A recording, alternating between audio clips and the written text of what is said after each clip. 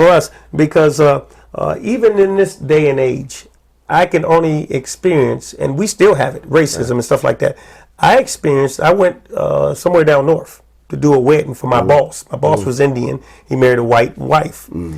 And this was about, I'm saying 25, 30 years ago.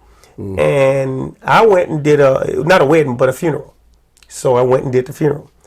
Well, I never went in this part of town before, north up here. And the people would come back, good job, Pastor, good job, Pastor. But there was some people in the line, some whites that just went past me and looked at me like, what are you doing here?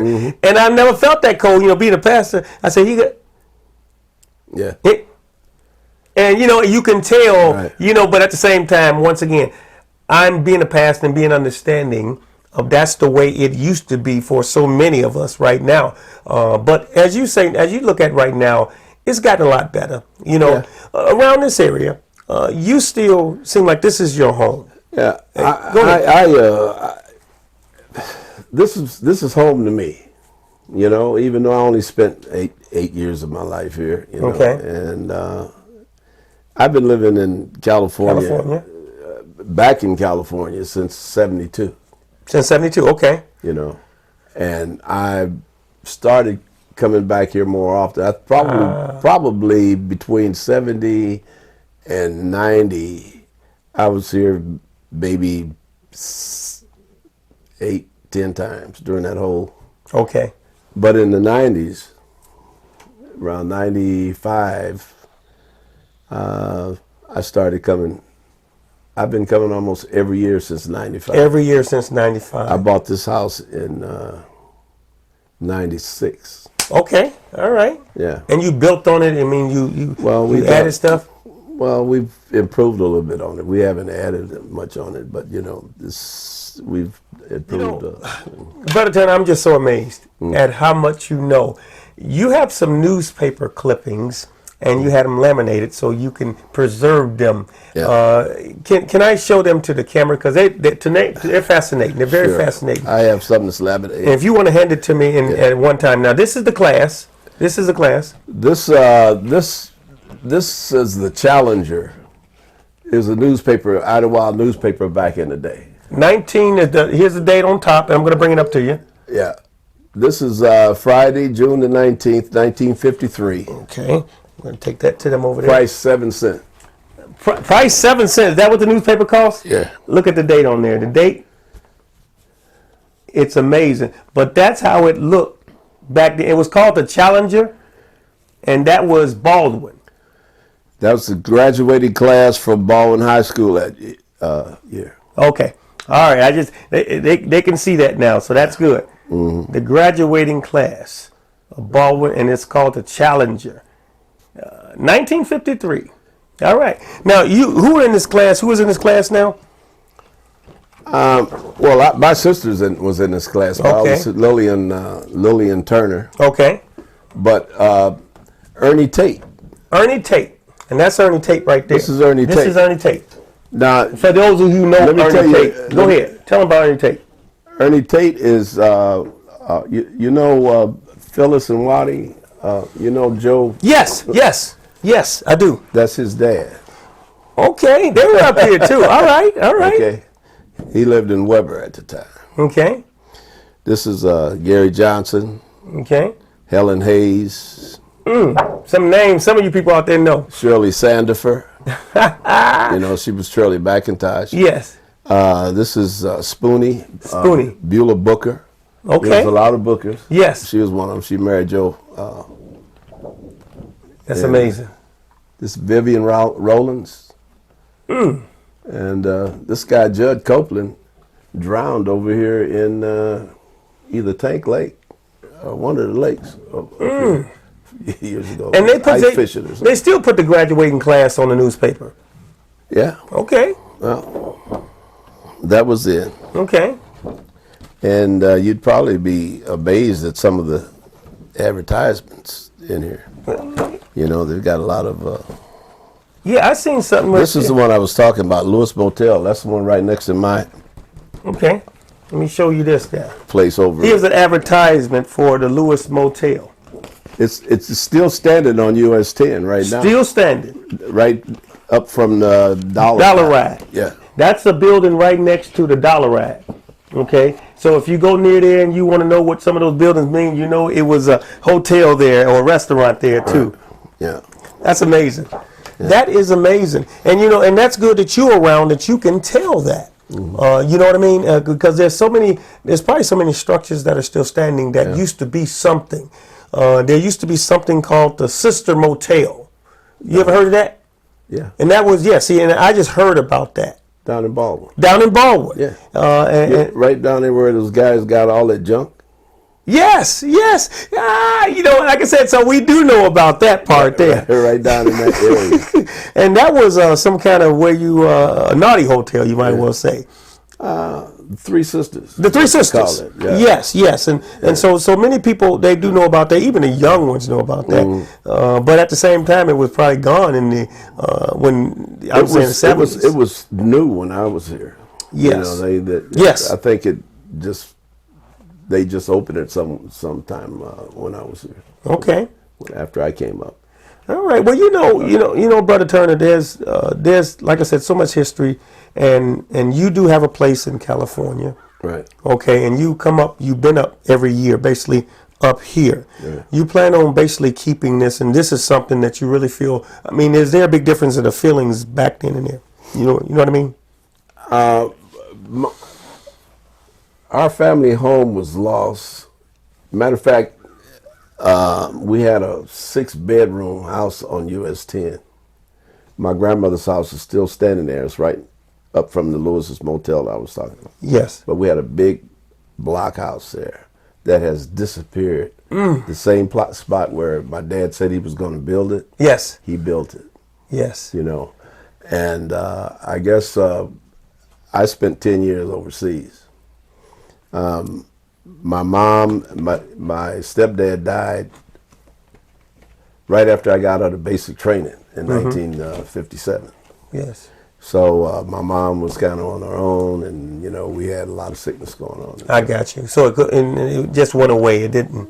I'm not really sure what happened to the house. Yes. I don't know if they sold it or lost it. Okay. You know, but I know it disappeared. And you still have memories there. Yeah. Yeah. I had lots of memories there. Yes. It was a family lived behind us. Yes. Washington family. I knew all of them, and I was talking to one of their cousins the other day, and he told me that they're all gone now except a couple. You know. Okay. Just, we all rolling up there because. Yes. You know, if I graduate in 1955, I must have a couple of years. Yes, you know, and let me say this too, Brother Turner.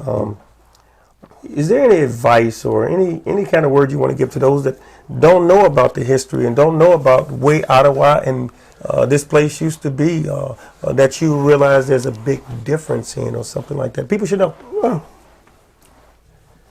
Idlewild was, you know, it's talking about Idlewild and trying to explain to people how Idlewild was. It's kind of difficult because when you go over there and look at that place we call the island, and you try to tell people all of the things that were there and all the things that we did, they look around and says, "No way." Yes.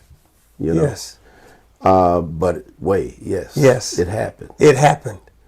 And it all seems like to me almost a fairy tale, really, you know, yes. that I knew, you know, the Four Tops were only a couple years older than me. Wow. You know, and when they were up here, they were underage. Yes, yes. They were yes. performing over here at the club, you know, the Ritz, and a guy named Clifford Fierce, they call him Youngblood, you know.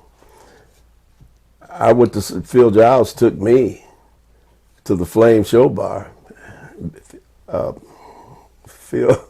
Phil and B. Giles took Betty and myself. Betty and I have been like this forever. Yes. To the Flame Show Bar in Detroit in 55, 56.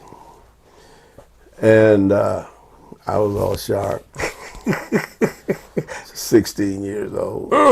You know, looked like I was about 12 probably. And the guy came by and told Phil, says, "Phil, the kid, you know, you got to... Can't be in here." Kid can't be in here, Phil. Phil Phil was big time. Yeah. Phil says, it's all right, he's with me. That's all it took. No, he said, Phil, this kid got to go. So, it still didn't matter. Man, and that night, the Four Tops were performing, I think, and Clifford Fears. That's something. But he took me over to the theater. I watched a movie while they sit there enjoying the show. Well, they enjoyed the show. They were strict back then. Yeah, that was if I had to look so much like a But and they were real strict back then. They were kind of strict. Yeah. Okay, and they had to protect what they had because of the fact that to own a business like that, and for somebody to bust it up, they were actually looking out for their well-being. So I kind of miss the heyday when I hear people talk about the heyday. I think I was in the rush of the heyday. Yes, because I was there when all that's it really started transforming from the 20s, the 30s and the 40s, and it got to the 50s and it started going strong, and next thing you know, here comes integration, and everybody decided they could go wherever they wanted to go and left Idlewild. And you just confirmed what another man said. All the places boarded up and that kind of stuff. But I wasn't here from the 58 to 60s when it closed down. So I missed all of it. So when you came back, it was all different. So all of the history and what they talk about during that particular time, I have no idea other than what led up to that. Well, I want to tell you this, Brother Turner. Thank God for you, man. Thank God because you are still around to tell us about the history, and we need that. And there's folks out there right now that's listening to this tape right now that will listen to it and say, wow, I remember some of those places. And that's the joy that I get from listening to those who are before us. So we thank God for the history we have in Ottawa. Thank God for Brother Turner and what he's given us. This man, I appreciate him so much because when I first met him, he let me know right then and there. He said, I've been watching some of those history people intently that you've been on there, and it makes me feel good that I have someone that's a witness and that can straighten some of that stuff out, because some of those didn't know. They couldn't remember. They said, I'm not sure about this. But you straightened it out. But then I can't remember the stuff that did. And there you go. And you compliment each other. So people talk about Tucker's restaurant. I didn't know they were talking about Phil Giles Grill because Tucker bought the place after I left here. That is something. So I just want to thank this man for taking the time, taking his time out of his busy schedule to give me some history and give us some history. And I can't wait to put it out there so it can be another part of history that won't be forgotten. And that is growing over Baldwin. So God bless you all out there. And thank you for joining us and listening to the talk that's on this show. And once again, I want to give a special thanks to Brother Turner and allowing me in his home and to give a talk.